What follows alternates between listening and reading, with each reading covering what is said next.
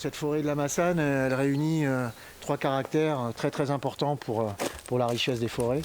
Elle est ancienne, il y a eu continuité forestière et il y a de la naturalité, c'est-à-dire qu'elle n'a pas été exploitée depuis 140 ans officiellement. Tout ça, c'est la vision qu'on devrait avoir des forêts naturelles, des forêts. Et la perception de l'homme, maintenant, elle est complètement modifiée parce qu'on a surexploité les forêts. Et on sort les arbres avant qu'ils atteignent ces âges séculaires, là, de plusieurs centaines d'années. Hein. Puis comme dans une population humaine, c'est comme si on n'avait que des jeunes, quoi. Et donc, il n'y a plus de vieux, ça ferait bizarre quand même dans la rue. On parle beaucoup de l'Amazonie en ce moment, mais en Europe, on a aussi des lieux comme ça. Ici, à la Massane, c'est plus de 8000 espèces répertoriées.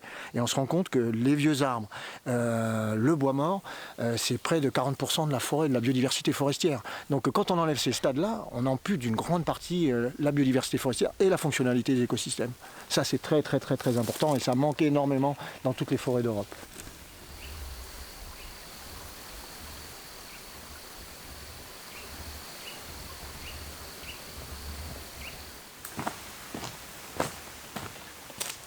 Là, on a un cas d'interaction entre les espèces où tu vois, il y a l'amadouvier en fait qui a attaqué l'arbre. Le bois va se ramollir et tu as un pic qui va venir là et avec ce bois plus mou, il va pouvoir creuser son trou.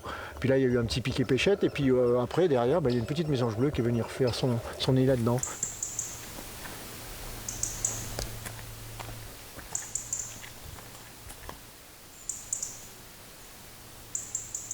C'est la cartographie d'une partie de notre observatoire là, qui compte 50 000 arbres.